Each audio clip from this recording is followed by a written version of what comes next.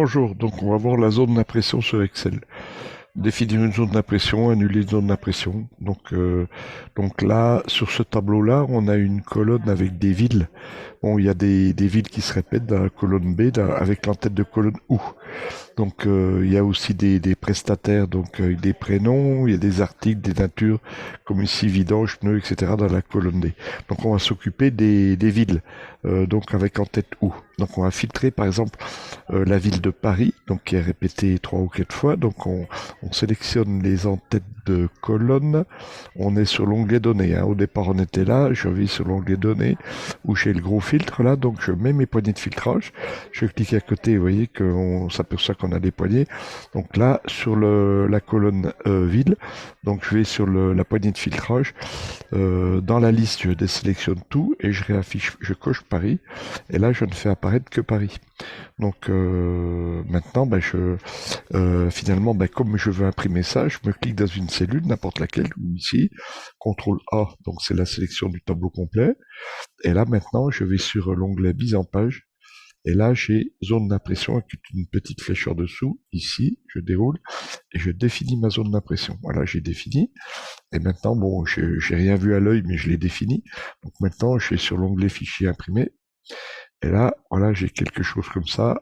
1 de 1, donc c'est un peu petit, donc on voit tout de suite il va falloir qu'on la grossisse et qu'on se mette en orientation portrait, parce que là on est en paysage.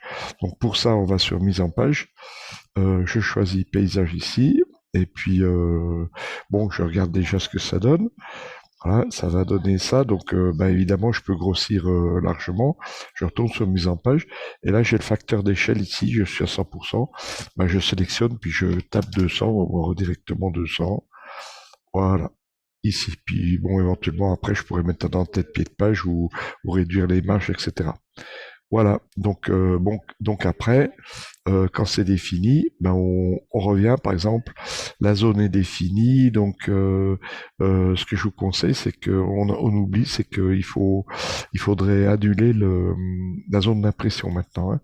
Voilà, donc si j'annule, par exemple, je reprends, je défiltre, je remets, j'enlève les poignées de filtrage pour afficher le tableau complet. Si je retourne sur fichier imprimé, qu'est-ce que j'ai à ce niveau-là? J'ai le zoom, j'ai le taux de, enfin pas c'est pas le zoom, mais j'ai 1 de 4. Donc voilà, il a gardé quand même les paramètres de la mise en page, mais appliqué, donc c'est pas cohérent puisque c'est resté sur le.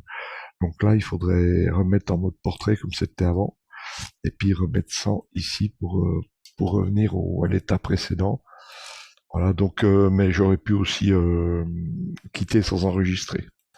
Voilà, bonne soirée à vous.